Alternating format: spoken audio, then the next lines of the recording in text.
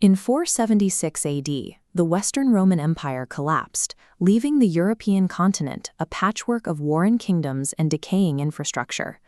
But while the West fractured, the Roman state survived in the East. Operating out of Constantinople, it remained a highly organized, centralized power for another 1,000 years. Survival was possible because the capital sat at the ultimate geographic choke point, controlling the trade routes between Europe and Asia. To protect this wealth, the Romans built the Theodosian Walls, a massive stone and brick barrier that repelled every invading army for centuries. But the 6th century Emperor Justinian I understood that stone ramparts were only a temporary fix. As this mosaic shows, he functioned as a singular point of authority, flanked by military and religious leaders. To Justinian, a lasting empire required a unified cultural and legal foundation. This visualization shows his critical undertaking, consolidating centuries of scattered contradictory Roman edicts into a single unified legal framework called the Corpus Juris Civilis. By organizing these laws into a coherent system, Justinian ensured Roman administrative logic would outlive the Dark Ages. The state also acted as a vault for Greek literature and sponsored massive architectural projects to project an image of divine protection. The Hagia Sophia, with the sheer scale of its massive central dome, soared over the city as the world's largest church for nearly a millennium. It was a physical monument to the idea that the empire was invincible. However, a purely defensive posture was draining the treasury. While the walls and weapons like Greek fire held the Persians, Arabs, and Bulgars at bay, the empire was slowly bleeding out. To survive the next 1,000 years, the shield had to be supplemented by a sword. By 867 AD, the empire shifted strategy. Under the Macedonian dynasty, the Eastern Romans stopped bracing for impact and launched a campaign of aggressive reconquest that would double the size of their realm. The man who pioneered this offensive doctrine was Nicephorus Phocas. A career general from a powerful military family, he transformed the Byzantine army into a professional, mobile striking force. Nicephorus's tactical innovation centered on the cataphracts, riders and horses encased entirely in heavy mail. He deployed them in tight wedges, using their physical weight to smash through enemy infantry lines and shatter opposing formations in a single charge. He paired this technical prowess with a calculated use of terror.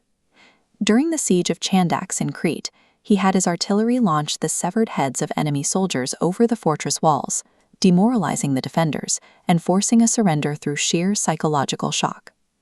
This map illustrates the reach of his logistical planning. His forces retook the island of Crete and projected Roman power deep into the Syrian heartland, eventually sacking the city of Aleppo.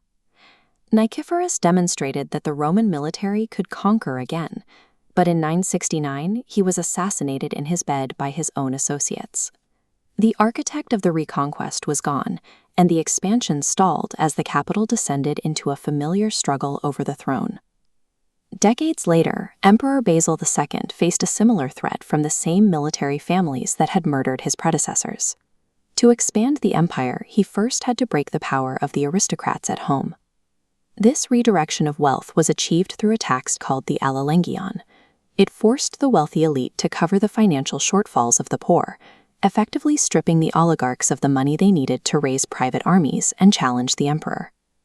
To secure his person, Basil bypasses local loyalties altogether by forming the Varangian Guard.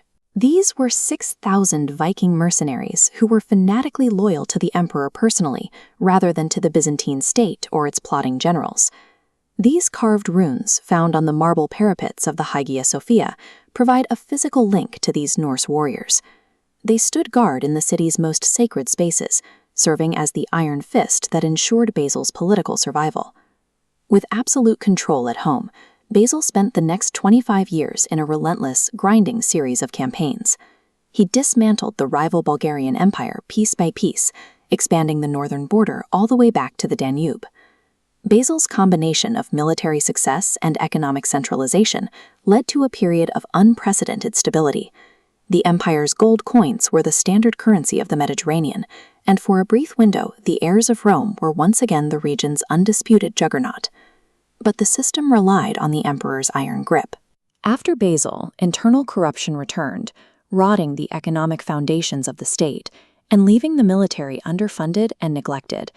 This vulnerability led to the betrayal of 1204, when the city was looted by crusaders. These bronze horses, once a symbol of Constantinople's glory, were taken as war trophies to Venice, physically gutting the empire's cultural heart. By 1453, a new technological era arrived. The Ottoman Empire brought massive gunpowder siege cannons to the city's gates, physically shattering the ancient walls that had protected the empire for centuries. The city fell, marking the final transfer of power on the Bosphorus. The Roman state, which began with Augustus in the west, finally reached its end. The 1,000-year survival of Byzantium was not just a lingering ghost of antiquity. By holding the choke point between East and West, they maintained the legal machinery, the Greek texts, and the administrative blueprints of Rome through centuries of chaos. When the walls finally fell, that foundation didn't vanish. It had been preserved long enough to become the bridge between the ancient world and the modern one.